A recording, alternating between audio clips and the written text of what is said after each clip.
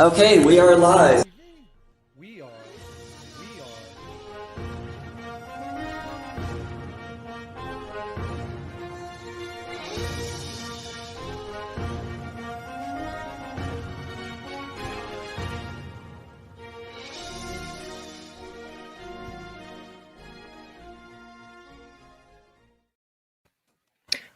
Hey, everybody. Welcome to tonight's Mentionable Apologetic Theater. Tonight, we look at Disney and Pixar's Soul. Is it trying to peddle your children new age scuba? Or is it another hit from Pixar? We'll discuss both sides and dive into how parents should handle going over this movie with their family.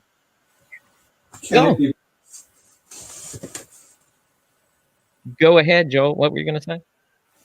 I said, can it be both? Could be, maybe. I guess we'll find out. Listeners will have to hang around and see. I just noticed I named He Who Shall Not Be Named. So that took all of 3 seconds.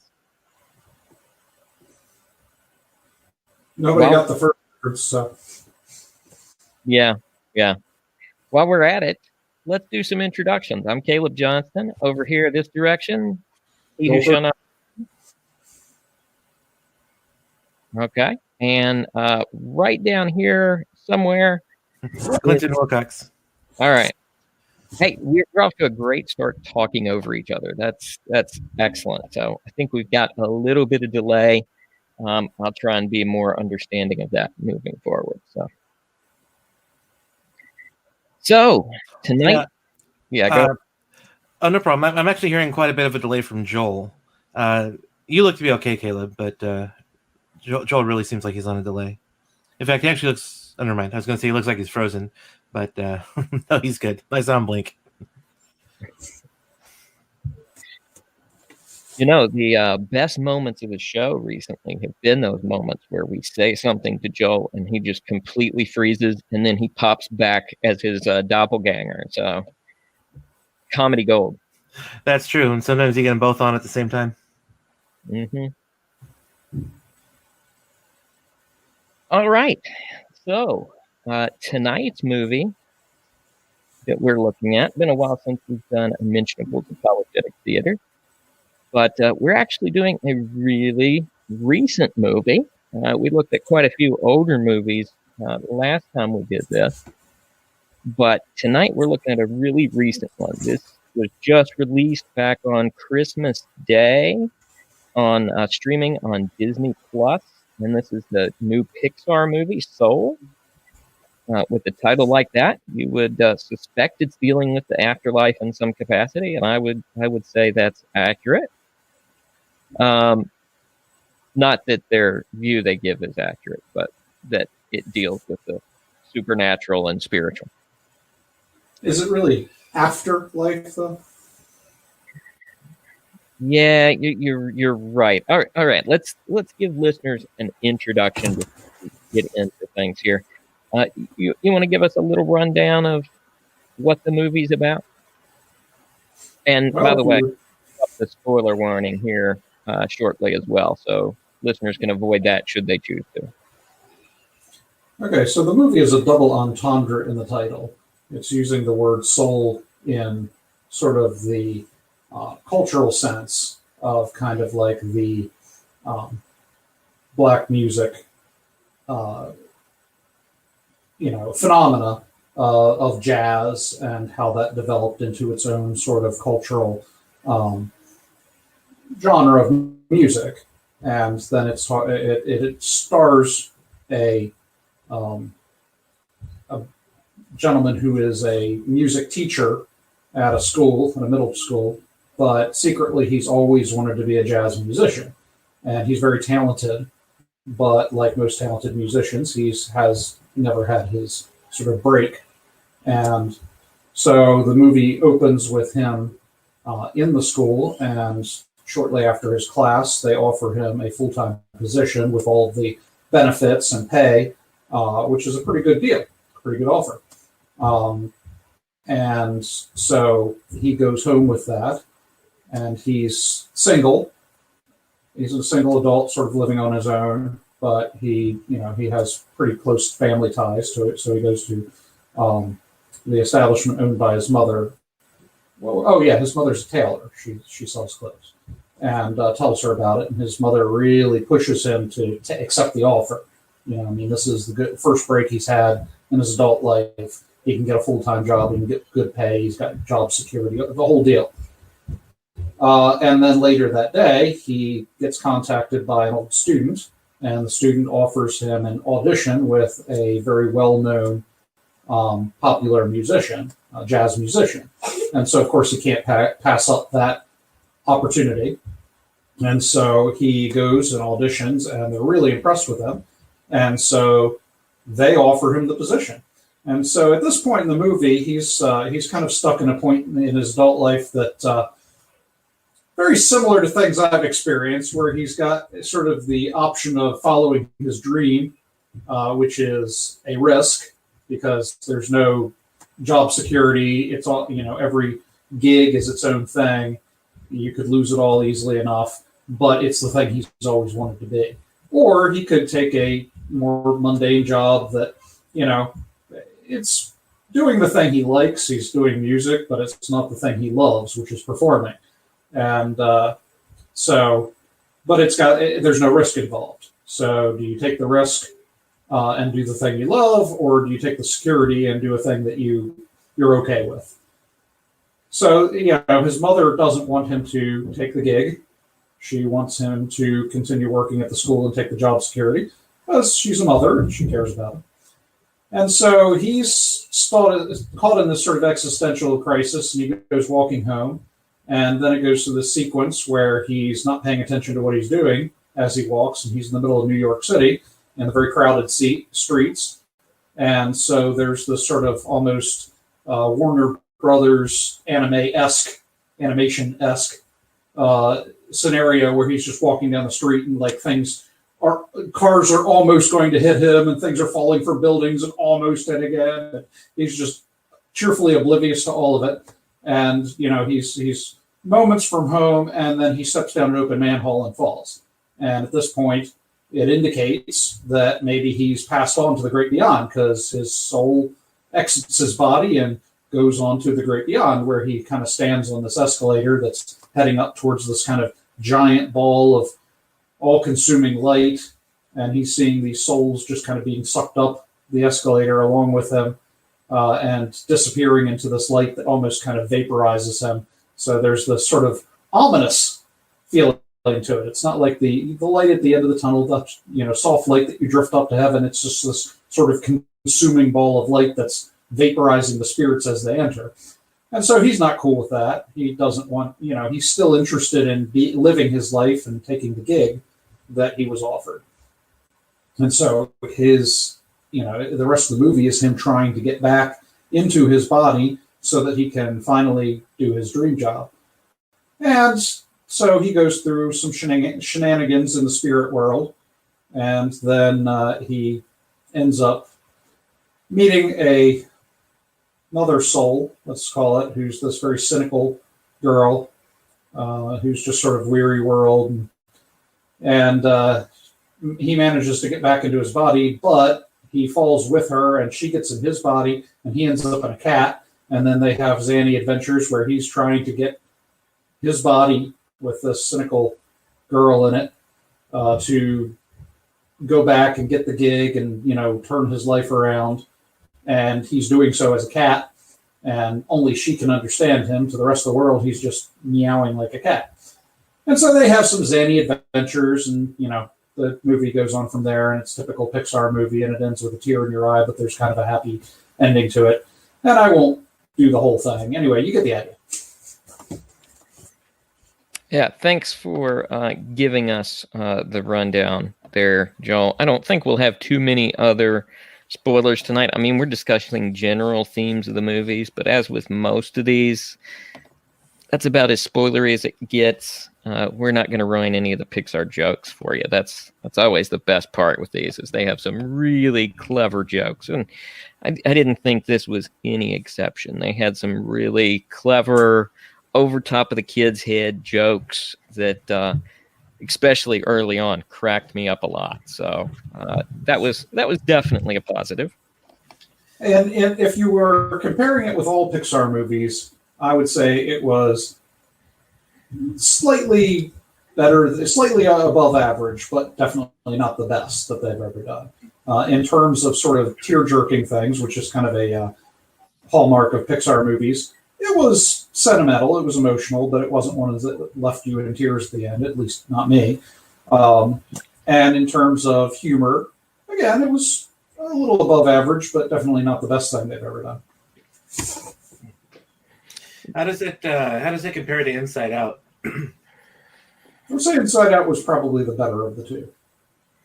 Okay, because I actually haven't seen Soul, but I have seen Inside Out, and it actually the whole storyline about the musician who never got any breaks sounds like it hit a little close to home for me. Yeah, no, I as a creative person, I've kind of been there myself, so not in music, but in other fields. But no, I mean, yeah, it was very comparable to Inside Out in a lot of ways, because it sort of happens in the sort of mental or spiritual world, with flashes towards real life versus the spiritual aspect of it. So yeah, it had a lot of similarities.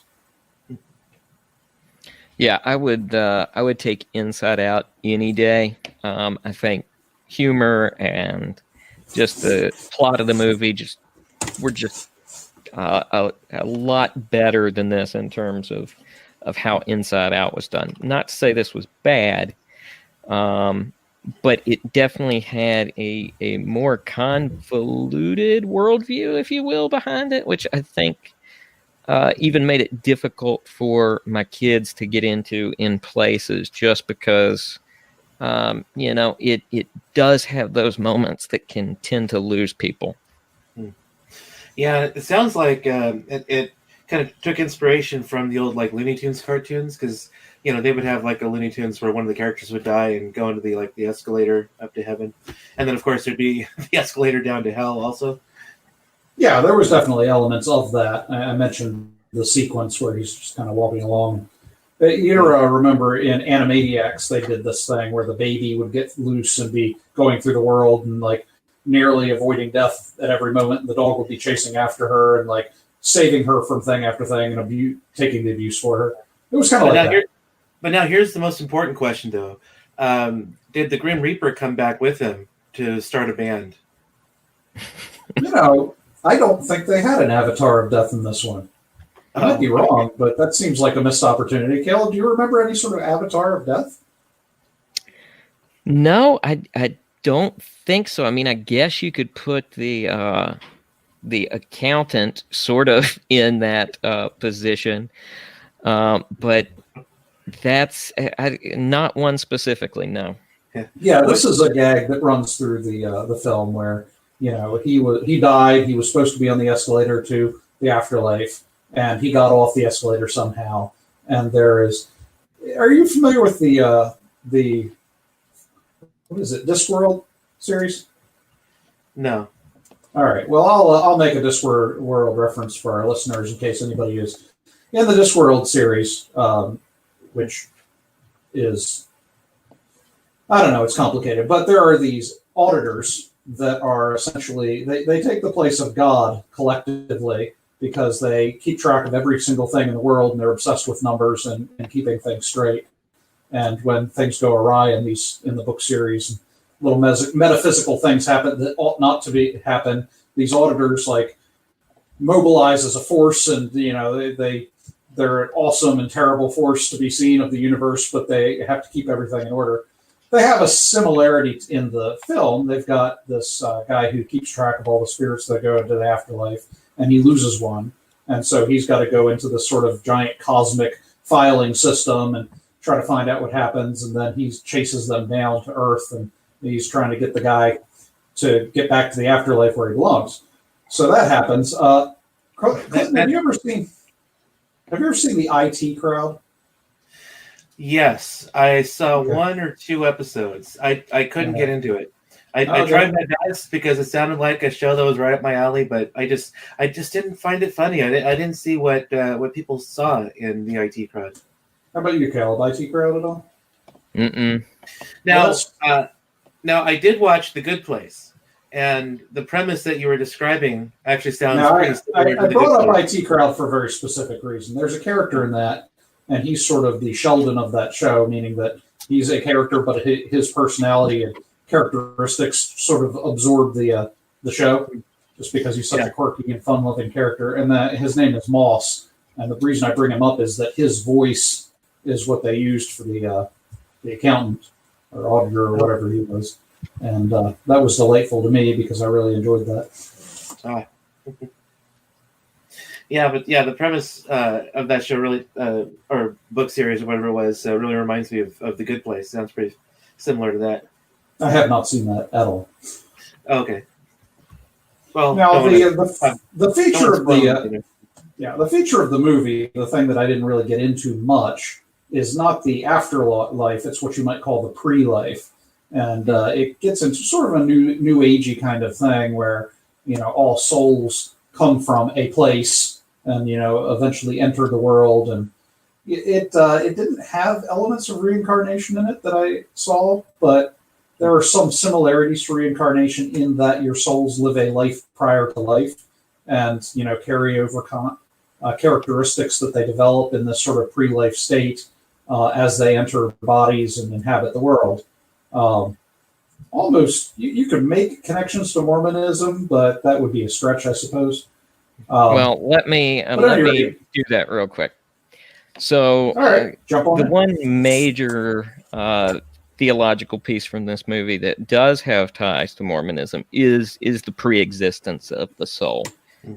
Mormons believe that the soul has pre-existed every human, that they've existed since they were created by God, and they have both a pre-existence and a post-existence. So that certainly did have elements of kind of Mormonism. It's the first thing that occurred to me just in terms of this pre-existence idea that's raised very early on in the movie.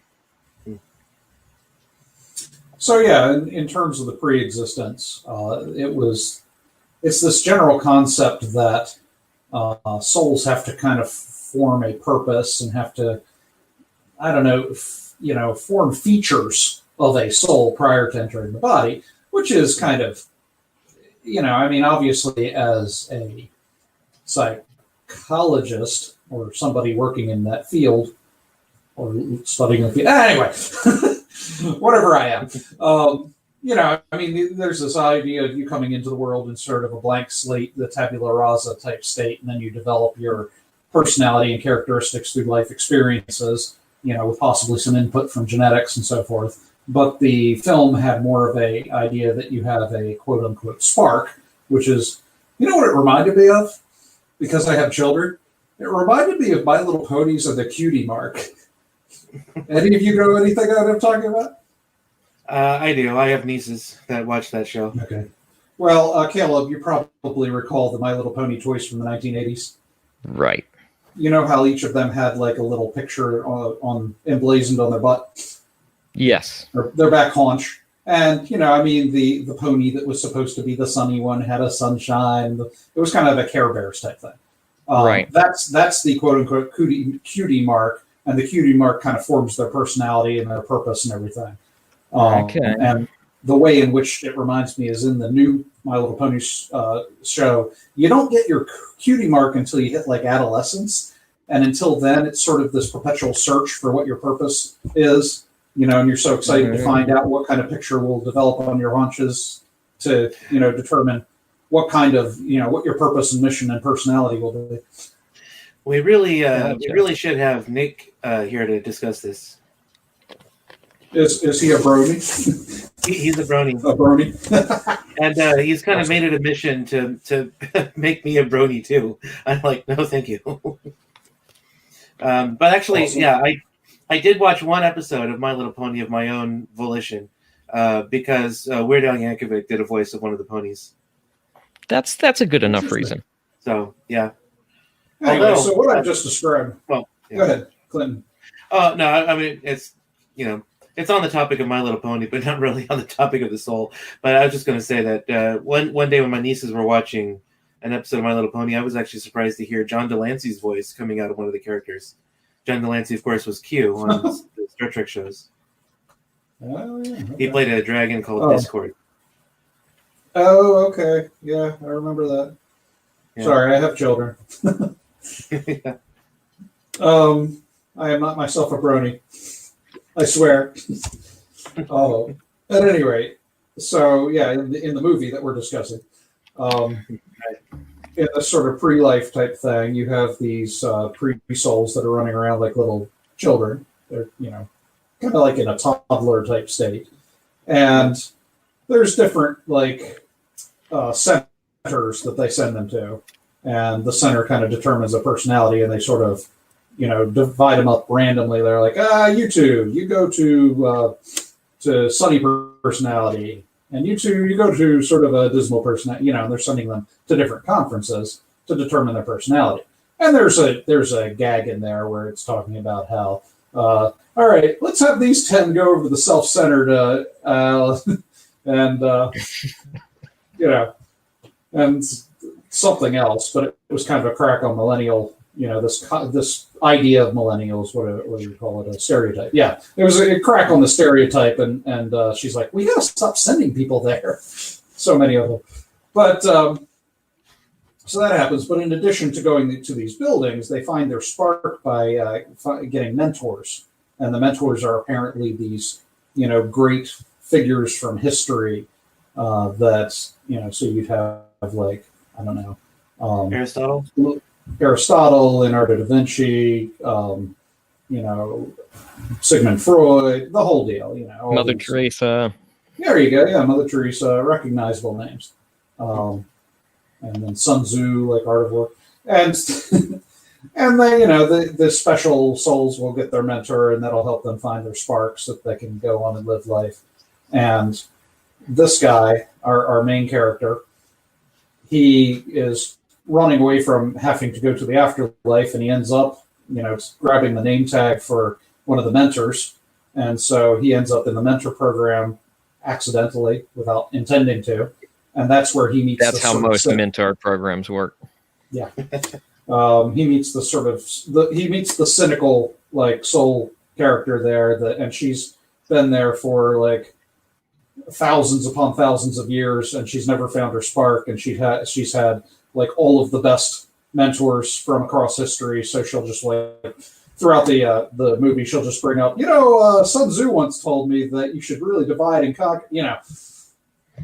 That's kind of a running gag with her, is she'll pull out these famous names from out the hat and say humorous things related to them. So that's a thing, and she's the one that ends up in this guy's body. And of course, as a sort of cynical character who's never actually owned a body before, that's a whole gag that they go through. But yeah, Caleb, you want to bring some sort of religious connotations in here? Yeah, exactly. That's kind of the point of this discussion is to give people an idea of how to handle this. And I'll say this: I give the director some respect in doing kind of some of my reading for this and looking at it. I've stumbled on a interview that he had did, and now it's going to have left my screen. So hold on just a second. It's hiding here somewhere. But anyway, he did this interview discussing kind of motivations behind the movie and why tackle such a big subject. And what he said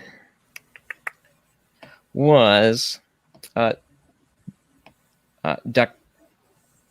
Doctor is his last name. Doctor believes that it's important to ask questions in regards to questions about the afterlife. And he thinks that maybe we should ask them of ourselves more often. And that was our hope, really from the get-go. He says, it's not like we ever hope to answer the question of what's life about. That's ridiculous to think you could, but at the very least, we hope we would incite some good conversations and make people go, okay, we've got to go get some coffee and talk about this. Yeah, I didn't get a New Agey vibe from, okay, they made some New Age references, but it seemed like it was part of the gag. It was, Right. See, up to kind of the area we've described, until they get to the zone, I had very few concerns about this movie. The pre-existence is something easy enough to discuss and deal with, and it really didn't get much beyond a very general pre-life spiritual realm kind of issue. There's even these spiritual beings that you could very easily represent as angels of some kind, which they were all abstracted, which was kind of interesting. It reminds me of actually the biblical descriptions of angels with these eyes and wings. It kind of caught the same vibe for me. Yeah, they were like two-dimensional lines, and they would mold to whatever was the appropriate shape for the task that they were doing. So if they were transporting children, they would become sort of this camel type thing with holding spaces for each of, for groups of children that they could walk along as this giant creature. But it was like a two-dimensional line that would trace the sort of dimensions of whatever it is that they're supposed to be. So it was almost like a Sesame Street type thing. But yeah, I mean, as abstracts, and they represented spiritual creatures, but not much beyond that. There wasn't like any. I didn't catch any obvious references to spiritual entities within any sort of religion. And I thought that was probably appropriate because it made the film accessible to anybody. Yeah, I agree. That was one of the things that had me kind of on board with this film to begin with, was the fact that, okay, they're trying to do something very general. Of course, they're going to step on some toes somewhere along the line, but they're at least making an effort here to try and do a very general afterlife, before life, spiritual kind of view, which, like I said, I can respect that. The way they approached it was okay, and it didn't really raise any concerns for me until they got to the zone. And when they got there, they really brought the New Age elements in pretty heavy. Yeah, heavy enough that it seems like it was part of the gag to me. Well, I mean, like, maybe. See, they run into these characters, and they're like, oh, okay, I'm Moon Spirit, he's Spirit Moon. That's Moon of the. They all have some kind of variation on the same sort of New Agey name, and then they represented almost stereotypes of New Age characters, New Age enthusiasts, let's call them, and so and everything was. To me, it seemed like they were pulling stereotypes just to be a gag, but yeah, I mean, I can kind of see that, and I think that's what my first inkling as trying to kind of think about it in response was. After watching some of those scenes over a couple of times, I will say that it raised a few concerns, because they mention a crown chakra. They go into transcendental kind of meditation as a way to communicate and connect the spiritual and the physical. So they pulled in a few more concepts than I found necessary, and maybe they were just plot devices. It's quite possible it was just a plot device. But it felt as if they pulled these things in extensively enough that maybe there was some support for a New Age spirituality as kind of being the driving force of this movie. The elements of reincarnation, I think Joel kind of pointed to, of spirits inhabiting different bodies that may or may not be their own. And, it's this whole act of transcendental meditation, trying to reunite Joe with his body. That's, again, a major plot figure in this movie. Had they left out some of the more specific terminology and really just steered it in a general direction, I probably could have bought into the fact that this is just a plot device for humor to kind of keep things moving forward. But I definitely got some New Age vibes from it. Yeah, make a counterpoint. Yes. Okay. So yeah, I mean the New Age vibes were obvious, and I think that was on purpose. I mean they were presenting something that was New Agey, and it's a cartoon, so you kind of have to sort of go superlative to make it obvious. And then it was definitely a plot device, but it existed for two reasons. The first reason was to, dangle. It was kind of a red herring. It was dangling that hope that this New Age guru could somehow reunite him with his proper body and, solve it. And so they, part of the movie was them trying to get back to this New Age guru for him to fix the situation where they're in the wrong bodies. And so, there's this whole period of time where they're preparing, and it's giving them a destination to go as they're going through the antics of trying to, one of them being a cat and the other being in a body she's not, she doesn't recognize. So yeah, there was a plot device element there, but ultimately that didn't happen. The New Age guru didn't fix the problem. He didn't reunite him with the body. There's nothing there. And then the second part of the plot device was more essential, which is that he introduces this idea that when you're sort of in a moment of inspiration, when you get that runner's high, let's say, or in his case, he's a musician, and there's this moment as you're performing that you kind of transcend and you really get into the music. And the concept there is that for a second, your soul goes to this other level. And again, that sounds New Agey, but it's important to the plot because he needed to go back and communicate at the spirit plane to kind of talk to this girl he's been mentoring the whole movie. And there's no other way to get him there than either kill him again or have him perform and transcend for a moment to get there. So in that sense, yeah, it's a plot device. Now, one thing you could argue is that the whole reason that these New Age people go into these meditations and go to this other level is that they're trying to quote unquote free souls. And that is, the example they gave is there's this accountant who's been in this soulless job so long that he's just kind of, his actual soul has become trapped and in this other realm, and it's become sort of this monster because of the crushing routine that he's gone through his whole life. And so they're there to kind of rescue these lost souls and to provide inspiration and return them to the body. So yeah, that's kind of a New Agey type thing, and they brought that in. But again, I think that was a plot device for what happens at the end. So yeah, I mean, it was necessary to the plot, but I don't think it was the point of the plot. Yeah, a movie where the protagonist dies, the protagonist needs to get back into his body so that he can solve the problem that's been established by the show. Now, I haven't seen the movie, like I said, so there might be some other undertones there, but this really didn't sound like reincarnation so much as it is reanimation, because they had to bring the dead character back to life, even though it's they got in the wrong bodies. Because I think of Bill and Ted's Bogus Journey as kind of my go-to film like this. I kind of alluded to it earlier, but Bill and Ted are killed by evil robot thems from the future, and because they have to form a band and play this big concert, and so they get prematurely killed, so they have to go through hell and heaven to convince God to put them back in their bodies, and so it's but in the same way, it's just kind of a plot device because they have to complete their objective, but they were killed prematurely, so they have to find their way back into their bodies in order for them to have a happy ending.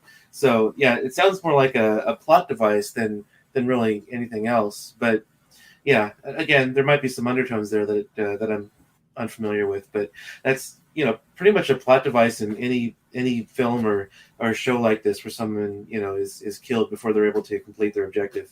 As well, of course, that happens probably all the time in real life for the purpose of a narrative through a film. It has to work out. Right. One of you guys made the statement about Looney Tunes. This dates all the way back to Looney Tunes. There's shows where Sylvester dies and he goes to the other place, and he begs to go back to his body, and they're like, "Well, you've been a bad pussycat," and he's like, "I'll turn it around," and then he goes back and he tries not to chase the bird. And, that happens 9 times because cats have 9 lives. And So yeah, it's an aged kind of narrative for cartoons. Yeah, and I think where it crossed a little bit of a line for me, I actually find it hard to see myself on this side pushing back so hard against this, because I'm usually pretty flexible about entertainment and even the use of some kind of mystical elements within stuff. Like, I'm not out here to bash Harry Potter and attack it. You're As one of well. those homeschool parents. Yeah, no. So, I find it weird that I was disturbed by this movie as I was in some ways. Now, don't get me wrong. We'll get into I think it's a good movie for people to watch with their kids. I don't have a problem with it in that sense. But there are these troubling elements that I don't think are necessary and I think are problematic in a kid's movie. And I think it's probably, like I said, I get that it being a plot narrative piece, but the fact that they actually go through this meditation process and it's Joe's failing of it that actually puts them in the wrong bodies, is because he doesn't listen to them long enough. He doesn't follow through and take his time on the meditation. I think it's the fact that they're actually pulling in these practices of astral projection, and that's what disturbs me about it, is it makes these elements be almost like a critical piece of spiritual life. And as you mentioned, these mystics without borders are there pulling out lost souls. They really are the kind of heroes of the zone, if you will. So the really positive portrayal of new age concepts did bother me and disturb me to a certain level, that it's like, I really wouldn't want my kids watching this without me being there with them. Yeah, so that's a fair point, and I think that if they had picked a specific religious element, that would have narrowed the appeal of the movie to people, because New Ageism, there's not a lot known about it in the general public. It's just sort of this wacky thing that's out there that some people do. It was less toxic or radioactive to put that in there, because it wouldn't turn a lot of people off. Whereas if they put a Christian narrative there, there's a lot of people who would have balked at that. So yeah, I mean, it might have been a choice of the director because it was quote unquote safe. Yeah, I can see your point there. We still may disagree on whether it was a good choice or not, but I definitely see your point, and I suspect that probably was the case. I don't think, from everything I've read, that this movie is a deliberate effort to shove New Age ideas down people's throats. But the fact of the matter is that these elements are still out there, and this is a kids' movie that a lot of kids are going to sit around and watch again and again on their couch without any supervision or guidance, and they may start to wonder about some of these things. Older kids may start to look it up. So it certainly raised concerns for me. That's fair. Yeah. Have you guys ever seen Beverly Hills Ninja? A long time ago. Okay, whenever I hear someone mention astral projection, that's the first thing I think of, is Chris Farley trying to move around while he's trying to astral project to meet his brother. Yeah. Right. Yeah. So those things do, I think, stick with people, especially kids. And I'm not. Maybe we'll come back to this here in just a little bit before we kind of talk about that. If there's anything else we need to bring up or discuss in the movie before we kind of talk about kind of practical application and how parents may want to handle this. Well, I mean, there sounds like there could be a discussion about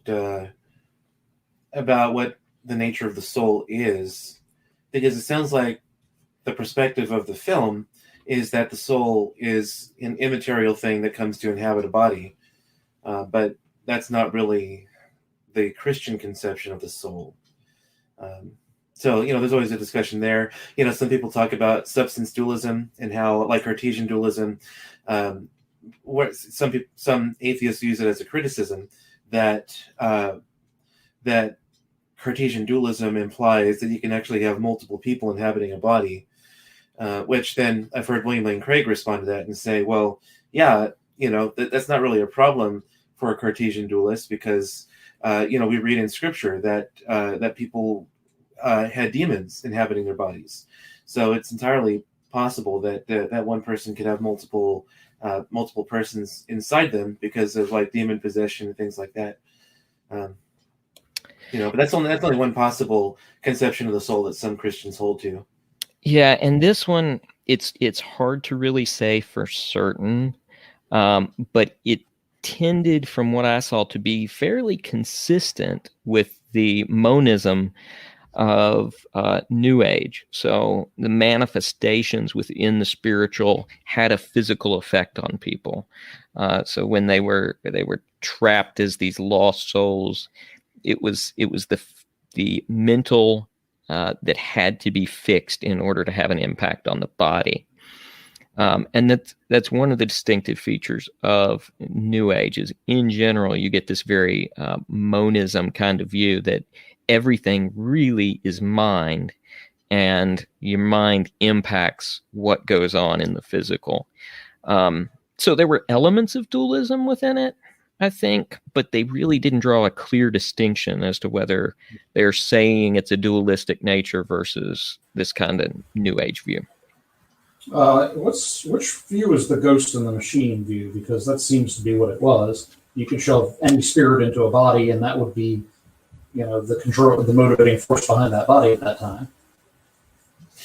Yeah, I've heard some people say that's the Cartesian dualist conception, but I've also heard from philosophers that I know that Cartesian dualism really isn't Ghost in the Machine. The Ghost in the Machine is kind of a straw man of what Cartesian dualists actually hold to. But I'm not knowledgeable enough in philosophy of mind to really say for certain one way or the other. But I think that tends to be what most people think of when they think of the Ghost in the Machine kind of thing, is a kind of a Cartesian dualism. Yeah, the only slight variation maybe was the fact that when this sort of cynical girl gets in his body, she has access to all of knowledge in his brain.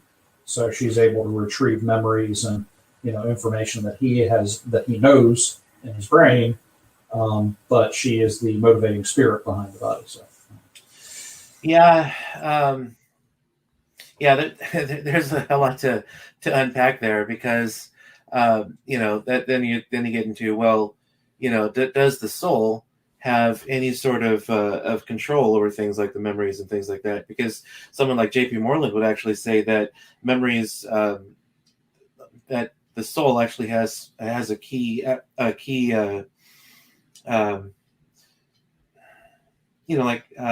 I'm not sure how we phrase it. I really need to see if I can contact him and talk about this with him one of these days. But because he believes that something like, and this is just what I've heard.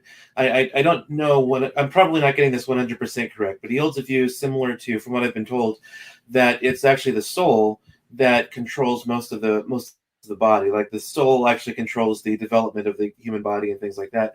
And so it's actually, if the body is missing the soul, then in reality, if another soul came to inhabit the body, it may not be that she would then have access to all of the memories. Because that also kind of raises the question: if the girl who came to inhabit his body has access to his memories, then why would he, who comes to inhabit a cat, have access to all of his memories? It seems like he shouldn't remember anything, even after he dies and goes to this heavenly realm. He shouldn't remember anything if his memories are in fact tied to his body. So it seems like that would be kind of a, something that the implication of that would be that they shouldn't remember anything if they leave the body. Yeah, that's a really solid point. These are writers of a cartoon movie, so I'm sure they didn't put that much thought into it. But yeah, if you're going to go down that route, then The question is, how is it that she can come into his body and have all of her memories from a pre-life? Because she'll, like I said, there's this running gag where she'll reference this, super famous person from history and what they told her one time, and she's still doing that while she's inhabiting his body. So, right, she's got these pre-life memories, which, yeah, and that of course raises the question: well, how was she storing memories when she was in this heavenly realm, getting wisdom from all of these characters? If it's actually the body and the brain that stores all of your memories. Well, we've just dug a tremendous plot hole in this movie, so yeah. Maybe I can start a movie criticism channel like CinemaSins and make some money. Yeah, just bring philosophy in, and it ruins everything all the time. Yeah, that's true. Pretty much. You'll be that guy. Yep. Now, it's weird because some of the most convincing arguments I hear made for dualism or the reality of the soul are from people who are otherwise sort of on the new agey side, and that's a little bothering to me, only because I'm like, that's a really good point, but I disagree with these guys on everything. Yeah. So maybe I'm the one that's wrong. Well, it's tricky because, and again, this goes back to one of the reasons this movie reminds me of New Age so much, is the one thing New Age does in a way that I think Christians could learn from, is the fact that they make it very clear that different religions are paths to the same thing. So it's very all-encompassing. I'm not saying that we should be open to multiple paths to God. The Bible makes it very clear that if Christianity true, Jesus is the way. However, I think we can do a better job of not focusing on differences as much as we focus on how there are elements of truth within religions. There's a book by Dr. McDermott called What Can We Learn from World Religions? And it does a great job of looking at this concept of how can we better relate to other worldviews and what elements of truth are contained within those worldview. I think that's something that's very valuable for Christians to learn and look at. And so you could look at a movie like Soul and say, hey, here's where we really can pull the truth out of this. And here's where we get these things from versus just tearing things down. If I may grab that thread and run with it for a second. I've made the argument in the past, I think on this show as well, where I brought in research that sort of supports this idea that we inherently, from childhood, from as early as we're able to measure, have this concept of unseen minds and sort of design or purpose behind things, behind everything. And this is just sort of an instinct that we have as human beings. Now, that could be, you could form that into an argument for, what do you call it? Inherent knowledge of God. What was Calvin's term for that? Is that the sensus divinitatis? There you go, the sensus divinitatis. You could make that an argument, and I have.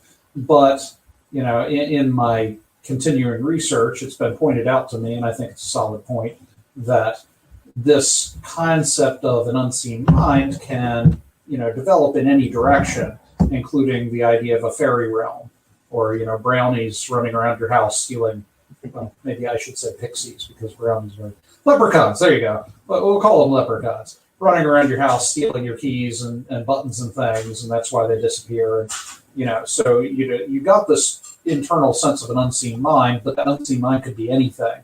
And so every culture kind of takes that sense and develops it into their own mythology, if you will, of unseen things. And so, but what Caleb is pointing out here is that there's sort of this, search for truth that exists within all religions. We're all interested in the truth. None of us is trying to get out there and deliberately deceive ourselves. And so I have thought about it in the past as you have this concept of an unseen mind, and it has been the project of human civilization to pursue and define what that mind is. And so it's almost this sense of, erecting a stone and painting a face on the stone and calling that God, and then trying to explore what that means. You're giving a face to something that you have an internal sense to, and then you're trying to discover what that internal sense means in the exploration. And I've made this argument as well over time, is that what you see with religions, if you give them enough time, is that they all sort of migrate into a sort of almost Christian-esque monotheism. Because you have Zarathustra, for instance, he comes into like Turkey, Iraq kind of area, into a highly polytheistic culture. And he raises sort of philosophical questions about, how can you have multiple ultimate beings who only inhabit, limited realms? And so he eventually wipes the slate clean and gives one ultimate being. He's like, okay, this is more consistent. But then he has a philosophical problem with the one ultimate being, and that is that there is both good and evil in the world. And, there's chaos and there's construction kind of thing. And so he decides that within this one ultimate being, there are two forces, like a split mind, if you will. One is a destructive force and one is a creative force. And, he's sort of neutral about the issue of good and evil. There is no good or evil, so you can side with either the creative or destructive force, and whichever gets the most members wins, kind of thing. So but obviously, he's progressing away from polytheism towards monotheism as he goes and develops his philosophy. And you see the same thing with the sort of progression of Greek philosophers. Socrates rejected the pantheon. Right. And then after Socrates was Plato, and Plato really developed upon Socrates and came up with this idea of a realm of unseen, an unseen realm of forms, if you will, which is not the same thing as gods. And then he decides that at the center of this realm is the good, and this is sort of the genesis of all good things, all values, beauty and justice and all of these things, which starts to resemble Christian monotheism. And so you have in Greek philosophy, over time, if you give it enough time, it progresses towards a sort of Christian-esque monotheism. And you hate to say it, but you see the same thing in Islam. You have Muhammad come along, and he goes into the Kaaba and breaks all the idols and swipes it off. And then if there's one thing that Islam is about, it's monotheism. That's like the heart and soul of Islam is one God kind of thing. And so, what I'm saying is that we start with this idea of an unseen mind. We pursue that, and over time, if you give religions enough time, they progress in this idea that there must be a single fundamental source of value, and we call that source God. That's that was my rant. Continue. Okay, so if I can summarize this back to you just a little bit, I want to make sure I'm understanding what you're saying. It sounds like you're kind of, and I know we've talked about this some, but in a nutshell, it sounds like you're saying you believe that there is a funnel within religions that eventually funnels down to kind of some of these core concepts. Is that a fair characterization of it, I guess? I would say that religion is a project, and it is a project of trying to discover the truth behind the universe. Now, that is not to say that all religions contain that truth. All religions are in pursuit of that truth. And if you give a religion enough time, and by time I'm talking about decades, centuries, millennia, however long, because Islam, not Islam, Hinduism has been around as long as Judaism, It's one of the, if not the oldest religion that we can trace back in time through writings and so forth. Right. So what I'm saying is that religions are projects in pursuit of truth. And if you give a religion long enough, as it continues to pursue the truth, it comes to the same conclusion that we as Christians have come to, that the universe is founded upon fundamental laws, and that those laws exist within a single unseen mind, and we call that mind God. And to us, God has been revealed through the person of Jesus Christ. That's fair. I think I would agree with most of that. And it was I think it was a valuable train of thought, because it really took where I was going and expanded on it. So, yeah. Was there anything else within the movie, from a spiritual side of things, or any other elements we need to kind of bring in and talk about? Did I pick up on a subtle nod to Egyptian mysticism in there? With like some of the forms the spirits took. And what was that thing she said? Like quiet jackal or... Yeah, I'm sure there were probably a few references in there that I just missed. As with most Pixar movies, they crammed a bunch of stuff in. I seem to remember something along those lines. I couldn't put my finger on the exact line it was, though.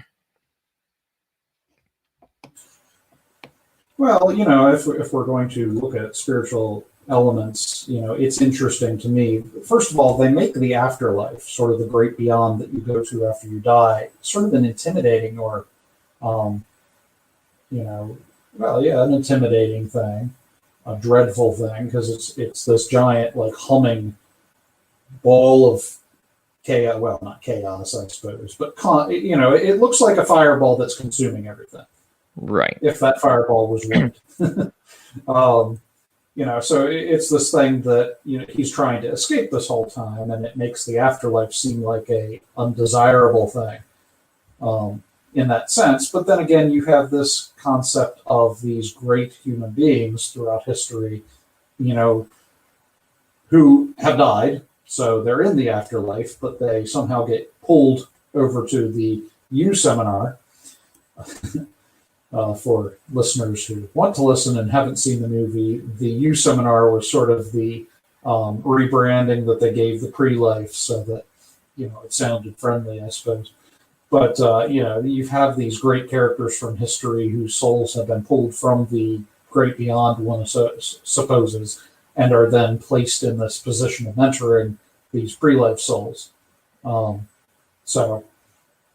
It's an interesting idea of the afterlife. Yeah, and again, with a lot of that, and I guess this is why, the elements of practical New Age stuff, the transcendental meditation and astral projection was more disturbing, is because all these elements, while they're consistent with a number of views, the white light at the end of the tunnel is what we get from near-death experiences. Sometimes it's a metaphor everybody's familiar with, but these other elements are, while used for comedy, they are also consistent with a New Age worldview. So you see these, they believe in ascended masters within most of the New Age. So it would be these people who've ascended to such a level that they've moved beyond things, but they're trying to help bring other people up with them. So, these mentors kind of fit that idea, as well as this whole idea of progress to get from the pre-life to the life. And then there's this sense that Joe has to discover what his meaning is, which I give the movie credit. I like its overall message of, life is not just about what you do or accomplishing this or that. It's about enjoying it along the way too. I think that's a timely message that was certainly a good thing we were able to pull from this. Yeah, it's But difficult to figure out whether they were saying that you're born with sort of a purpose, um, or you're born with kind of a fixed focus to life that is fixed in the pre-life, or it almost seemed like they kind of were slipping into the end, like, oh no, we're not giving people goals or purposes for life. But then they didn't expand on that I saw. So I was like, yeah, it seems like they were headed in a good direction with that, but they didn't finish the point. right, it left it kind of very confused, and I think that's why I saw it as consistent with New Age, in that it's this learning and growing process to ascend to the next level. Uh, so that was there, but there was also this element of life not having a real meaning. So it almost had this nihilistic perspective kind of tagged on. Yeah, I think that's probably consistent with sort of the cultural milieu at this point, where it's this radical libertarianism that you make your own purpose. Every choice you make is right to you, and that the only wrong thing in the world is to restrict the freedom and choices of other people. Um, so just as long as my fist doesn't hit your face, everything is permissible, kind of thing. Um, but the famous jazz person that he auditions for, he actually eventually ends up going and performing with her. So there's a spoiler there. And at the end, it's been his life's dream and goal this whole time to go and be a professional jazz musician. And so he has his first performance. His life goal has been achieved, and he's feeling disappointed.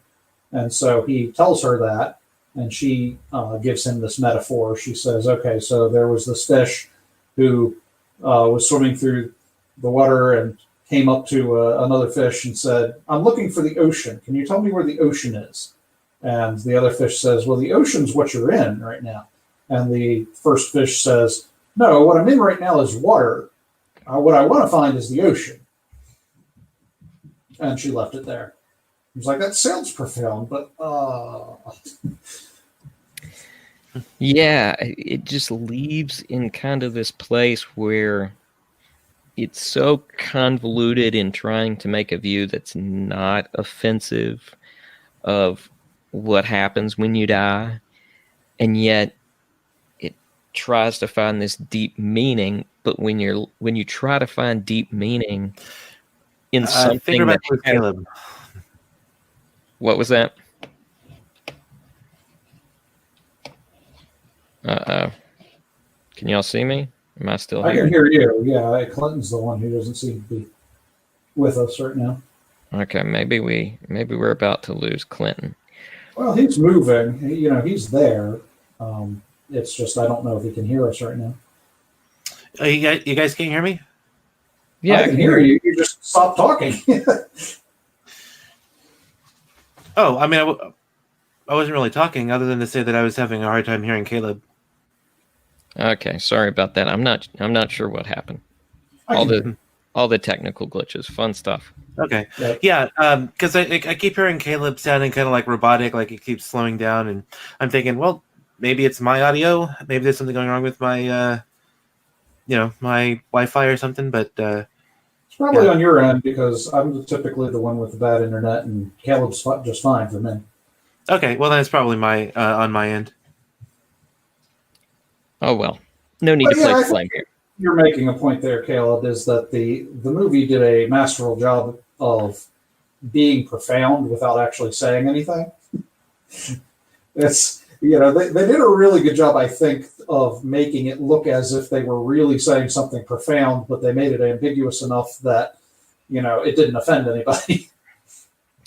Right, and that's ultimately, I think, one of the biggest problems with it is the fact that when you're holding to no worldview, how do you even try to begin collecting meaning from something that's such a hodgepodge and an effort to not ground any of these claims? Well, I think it would be a mistake for getting meaning from a cartoon in the first place. But have you ever heard of dudism? Yes, I have. Just a little bit. Clinton, you? I don't believe so. Okay, so have you ever seen the great shoot? What's the name of the movie called? The Big Lebowski. The Big Lebowski. Thank you. Have you seen it? Oh, no, but I know one of the characters is called the Dude, Right. and Jeff. and I'm familiar with one quote. That's just like, well, your opinion, man. Yeah, and his motto is "the dude abides." Yeah. Right. Yeah. And so Judaism is sort of a new agey religion that bases itself off of that character and his philosophy in that movie. And my point in saying all of that is it's probably not a great idea to get your religious beliefs from a movie. Right. I mean, I think that should be kind of obvious, but the fact of the matter in this world today, especially given the advancements in technology, we collect and build our worldview around a hodgepodge of ideas we're presented with, and we think, that sounds good. I'm going to take some of that. I'm going to take some of this. And that's how a lot of people's worldviews tend to develop. Movies certainly have a profound emotional impact on people. And I think it's one of the things we've missed out on as Christians is we should have gotten out there and been at the forefront of technology so we could make movies that have a profound impact and show the emotional and the theological and the historical strength of Christianity while at the same time presenting an excellent story. But we don't. We get movies like God's Not Dead and, name any other Christian movie and you're in the same boat. So I think, I've sometimes wondered if it's just sort of symptomatic of Christianity as a construct that it's impossible to make good entertainment out of it. But then if I think about the history of culture, some of your best symphonies and works of literature were written by Christians from sort of if you think of Dante's Inferno or Milton's Paradise Lost, or Handel's Messiah. Right. Yeah, it's definitely not impossible to make good entertainment from a Christian perspective. Obviously they're the ones that you mentioned. In fact, for a long time, most of the great art being created was Christian. So it's just somewhere along the way Christians kind of lost the creative spark, and we've allowed the non-religious society to kind of take over and imbue their worldview into entertainment. But there's some entertainment being produced by Christians, which has been pretty good. Obviously there's the stock examples of bad Christian cinema, like God's Not Dead. Then you have movies like The Case for Christ, which I thought was actually a pretty good movie for a faith-based film. It was definitely a step above what you usually see from faith-based movies. But when I think of a film with a good Christian message, I don't know if any of you ever saw Bruce Almighty. Mm-hmm. Yeah, Bruce Almighty. I thought was a great film. If it wasn't for the swearing and the sexual content, I'd actually show it in church. So, but yeah, so a movie like that, I thought was a great movie with a great Christian message, but it had some objectionable content because it was made by Hollywood. But I think that it's definitely possible. The problem is a lot of times, Christians try to jump in without having the requisite knowledge, if you, obviously, because if you want to start out doing let's take movie making as an example. If you want to make movies, making movies costs a lot of money. And, the problem is to save money, a lot of corners are cut. Like the people who make the movies will often try to act the parts themselves when they don't have any acting experience. They have never had any acting lessons. They just try to act it out, and it comes across insincere, and the acting is bad because of that. We've gotten away from that for a bit, like God's Not Dead obviously had Kevin Sorbo, in one of the lead roles as the antagonist. So there have been some improvements in these areas, but Christians still have kind of a long way to go, and it's because they often just try to do things themselves without actually having the knowledge for it. And I'm a musician myself, and I have aspirations as a musician that require a lot of money. So I sympathize with that. But the problem is, if you want to make a product that's comparable to what they're producing in the secular realm, you have to. It takes a lot of money. It takes a lot of people who know what they're doing. You can't just, if you don't have any experience or knowledge, you can't just try and do something yourself and expect it to be respected by people who consume media.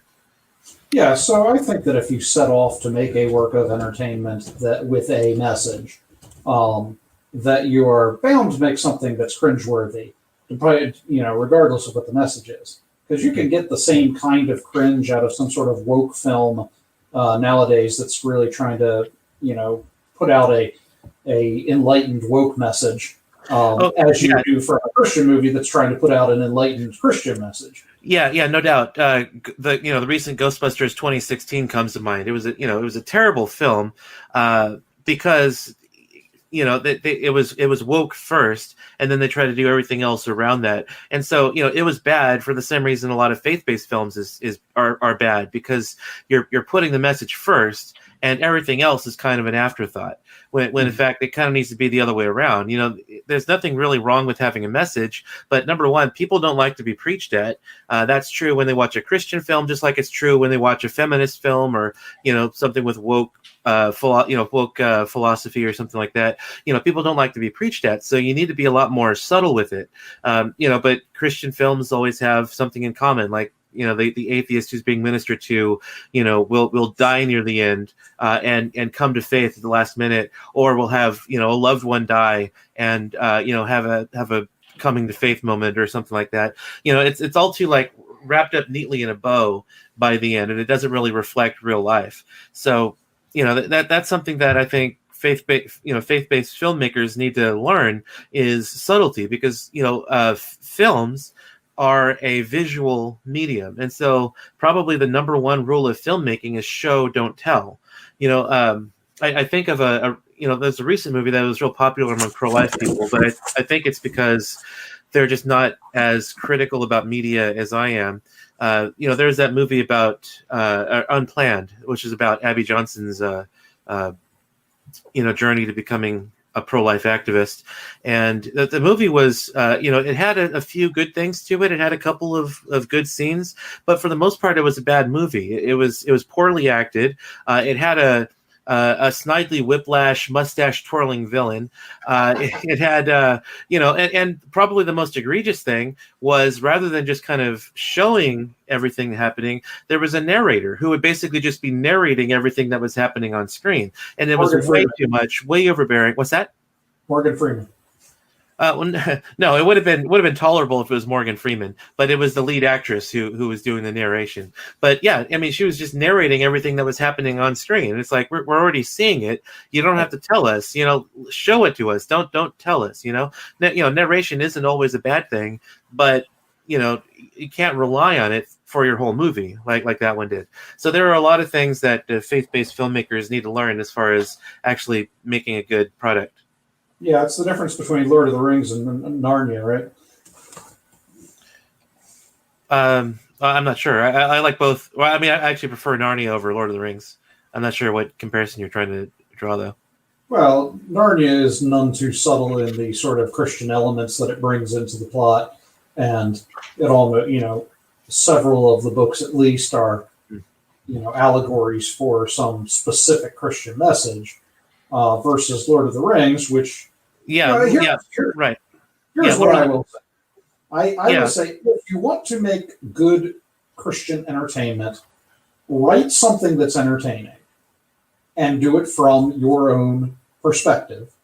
That way you're bringing your Christianity to the thing, but you're not making it the point of the thing. And I think that's what Tolkien did. I think that he was a Christian. He wrote a really inspired piece of entertainment, and he did it from his own sort of convictions and viewpoint, but he didn't make it the point of the entertainment. Right. Yeah, you see that there's a couple good examples of that. The primary one that comes to mind, my favorite Christian movie, if you will, probably the last, well, my whole life, is this I believe it's Korean horror film called The Wailing, and it is a brilliant piece of Christian filmmaking. To give away any more would probably ruin the movie, because it's worth the 3-hour journey in this movie. But the other example that comes to mind that brings up a pretty good parallel between Soul is Doctor Strange.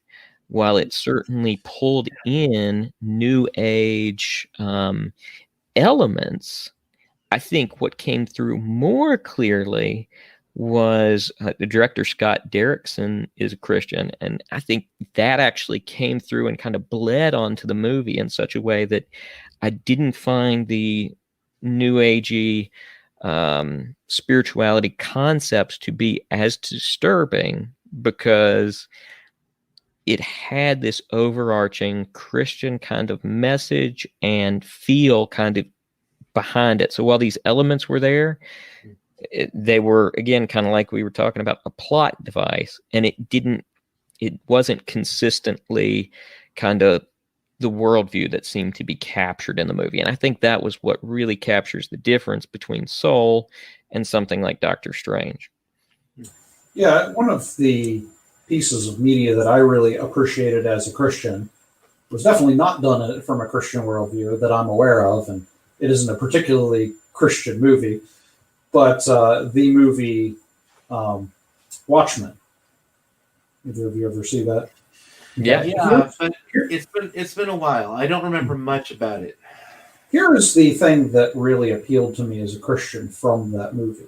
First of all, I think it was a really accurate portrayal of the human condition, and you would not leave that movie thinking that humans are good at heart, that we're all basically good. It really puts on display the fact that humans are corrupt at heart, that there's this lack of goodness that is core to our being, and that whatever good things that we have are stacked on top of that. And the movie leaves you with this real, you walk away desiring a hero, because there were none in that movie. It left me with a real ache or desire for a savior, a Jesus-like savior, a person who could actually come in and imbue good into a corrupt world.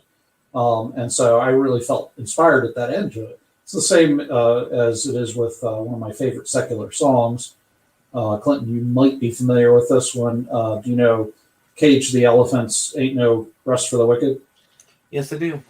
Yeah. I like that song because for the same reason. It really puts on display the corruption of the human condition. And, this real need that we have, because if, it left to our own devices, we are in pursuit of evil all the time, all of us, and we can't get out of that loop. There ain't no rest for the wicked. And there's this desire for rest. I don't know. The song's okay. I'm just not really a fan of it. More from a songwriting perspective than anything else. It really sounds like they had like this cool idea for a chorus and then tried to write a song around the chorus, and it just didn't work for me. Worked for me. The lyrics are fine, but yeah. No, and there was a progression to the plot of the song, I felt. It starts at one point, ends at another, and there's progress made between the 2 points. Right. And it puts on display sort of the 3 essential kinds of corruption of human nature. So, to me, it was a well-structured poem from that perspective, from the thing that really compels me about it. Yeah, and I guess that's ultimately probably the biggest problem for Soul, is that it barely captures kind of a good feeling kind of message, but it doesn't have any of that. And I like having things like that in the movies, especially the ones we watch as a family, because I would much rather have something that maybe is a little more provocative than most people would show their kids. If we can have a good conversation and it gives them something memorable to tie to a key idea. And we didn't have that here. Yeah, I think Soul was a nothing burger. There was, it was empty movie calories. It was a fun movie to watch. You enjoyed it, but there was no takeaway from it. And I feel like that was probably intentional on the part of the creators because it's a spiritual movie. And if there's any kind of takeaway given, that, that is possibly alienating one part of your audience. So from a film writing perspective, I think it was a good move. So they weren't trying to push a specific worldview with this film? Yeah, I have a hard time not seeing it pushing New Age views to a certain extent. But again, I've given my argument for that, so I'm not going to go through all that again. All right.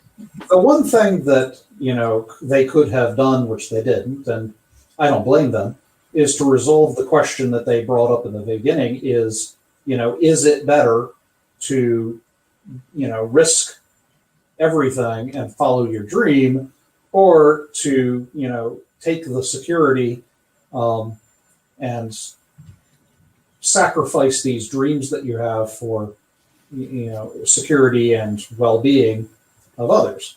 And so, obviously most films would go the follow your dreams route.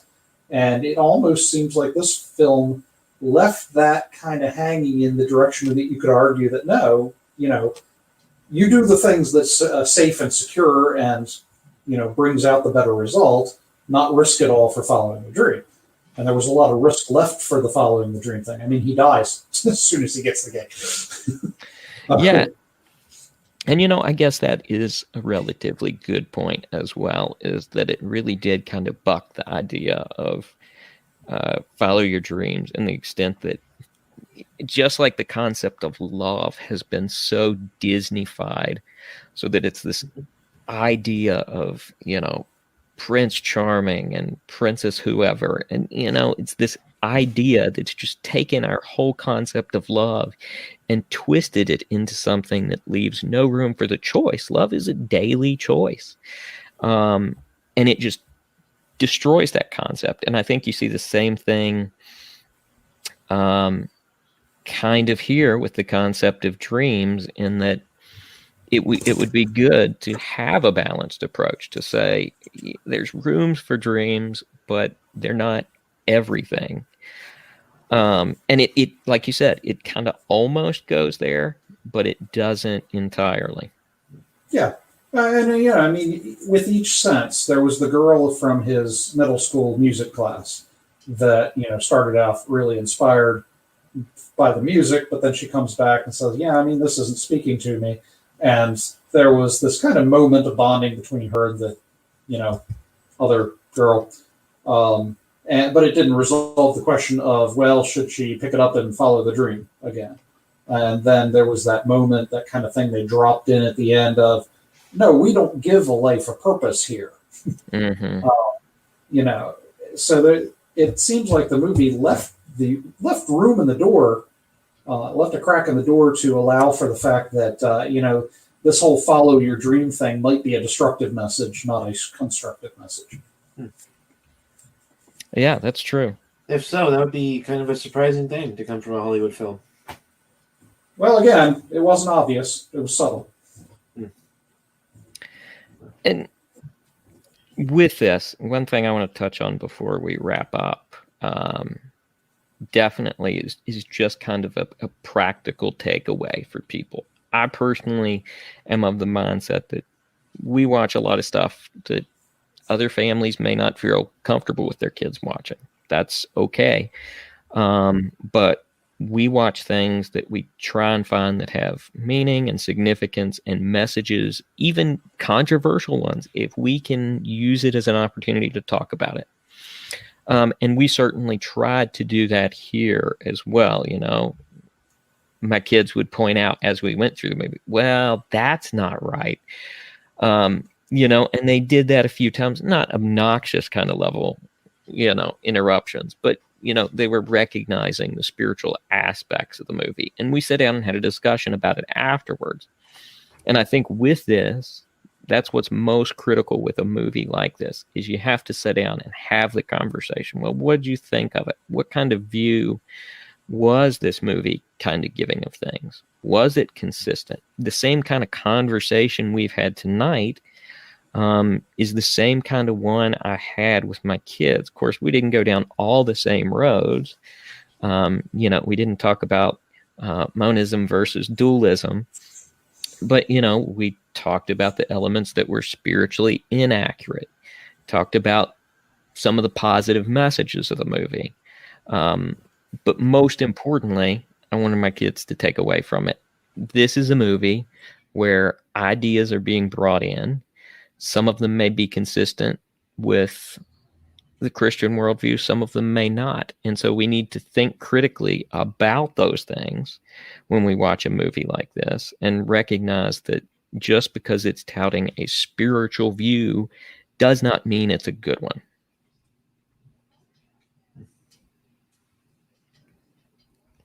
Any other parenting thoughts on this film? I didn't find the film bothersome that my kids were watching it and I was watching it. I watched that with them, and I didn't walk away thinking, "Oh no, they've been deceived. They're gonna." Yeah, I feel like they just enjoyed it, and I enjoyed it. Yeah, and I certainly don't want people to swing the pendulum too far to the other side either, to the fact that you can't get enjoyment from a movie like this. It's entertainment. It's geared to be enjoyable. Of course, it has a worldview attached to it of some kind. Whether or not we know that is beside the point. But, if we can enjoy it and have those kind of conversations, that's what I find works best for my family in terms of helping kids process these things. And that way, we also have conversations about, maybe this is not something that, you throw on your friends with this when discussing this movie. Don't just trash it. Tell them what you enjoyed about it. Then ask questions about what they thought about things. But it takes a lot of balance, and it's a challenge as a parent. I think these kind of movies, particularly a lot of the Disney ones as of late, present some interesting challenges in parenting as to how you address this as a parent and the decisions you make with it. I know a lot of people will probably avoid this film because they see the convoluted spiritual or even new age messages.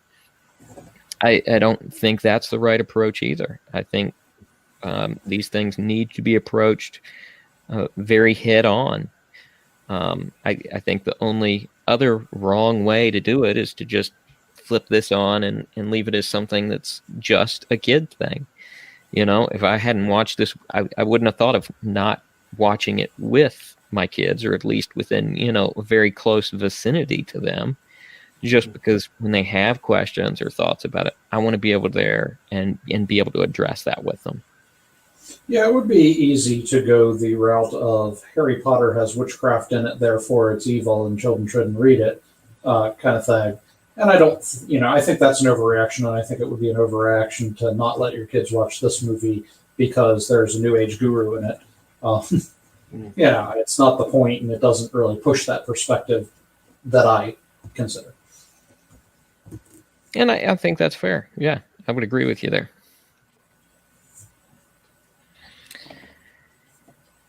Any other thoughts or elements anybody wants to talk about before we wrap up?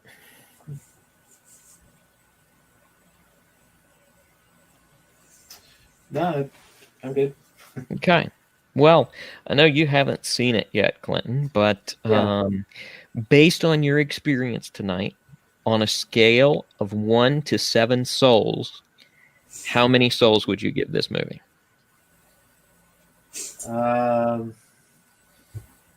4 souls. Okay. Joel? Let's see. I'm going to compare it to other Pixar movies. I would say that this movie is better than Up, but not quite as good as Inside Out. I think that's fair. I definitely enjoyed some of the aspects of this movie, particularly the, kind of overall message of, enjoy life and your experiences and don't get so caught up in dreams that, you're missing the beauty of life itself. That was really good. Didn't like the new age elements tied in, so I'd probably be somewhere in the 2 to 3 soul range, maybe 3.5 if you catch me on a really emotional day, where the message just hits home better than usual. So yeah, there was definitely a sort of live in the moment, make the best of each moment kind of thing, versus, I don't know, becoming overly obsessed with the future. yeah, that's true. Well, I think that's pretty good. Right on an hour and a half for our discussion on Soul. Hope listeners found it worthwhile. Hopefully, we were able to add something to your processing of this movie so that you can take it back and use it with your family, or maybe you're thinking more deeply about these things yourself. So before we wrap up, I'm going to give everybody their 15 seconds to make a spiel as to where to find content. Clinton, you want to start off? Sure. Well, you can find me on Facebook and MeWe, just to search my name. You can find me on Parler at Pro-Life Philosophy and Twitter at Clinton_Wilcox. And I host a podcast called Pro-Life Thinking. You can find the audio-only podcast on iTunes and at blogtalkradio.com/prolifethinking. And you can also find us on YouTube at the Pro-Life Thinking YouTube channel. We do a video portion there. The purpose of the podcast is to train people how to make the pro-life case effectively and persuasively. And so if you want to get the most out of it, then you'll definitely want to pay attention to both the audio podcast and the video portions on YouTube, because there is and will be content unique to both. Cool. Thank you, sir. Thank you. Joe? So I'll go ahead and mention that I have a website, joelfurchess.com. And the reason I mention that is because I am posting some of my research on that website. And so if you're interested in the research, it's there. I also have my artwork portfolio on there. I don't know if we discuss it very often, but I'm an artist, and so my portfolio is on that website. I just, 2 days ago, started a YouTube channel for my research. I've got 2 videos on there so far.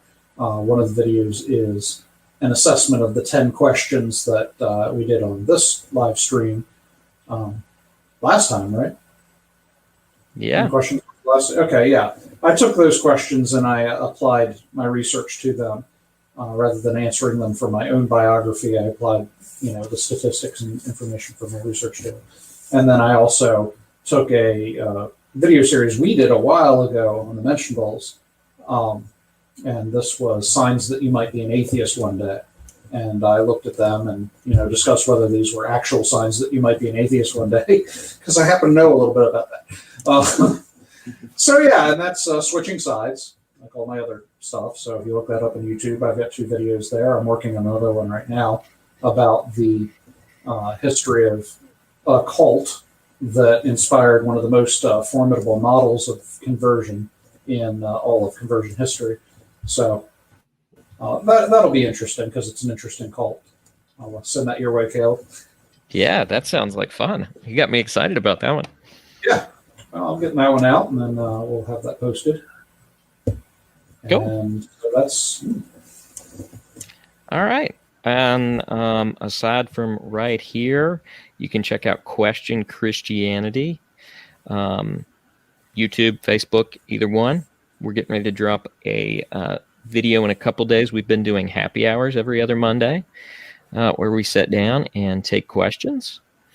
And we're getting ready to drop a video short on the Enneagram and should Christians be involved with the Enneagram personality test. So check that out over at Question Christianity.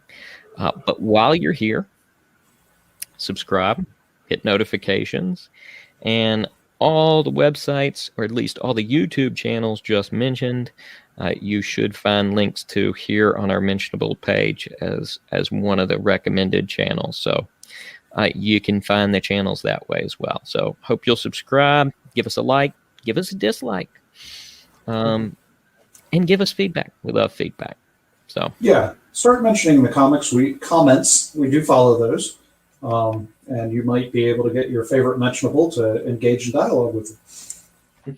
Yeah, by the way, Clinton, Mark was really impressed that you forgot his name in our last episode. So, I was hoping that he doesn't listen to our podcast, but I guess he does. yeah, he commented pretty quick on that one. Oh, did he? Yep. Wish I could pull it up here. Yeah, it was just you forgot my name! Exclamation point! Exclamation point! Yeah, Mark, if you're listening, I apologize. It's been a while since you've been on the podcast, and I just haven't seen your name. I just tend to be bad with names. I remembered your first name, but yeah.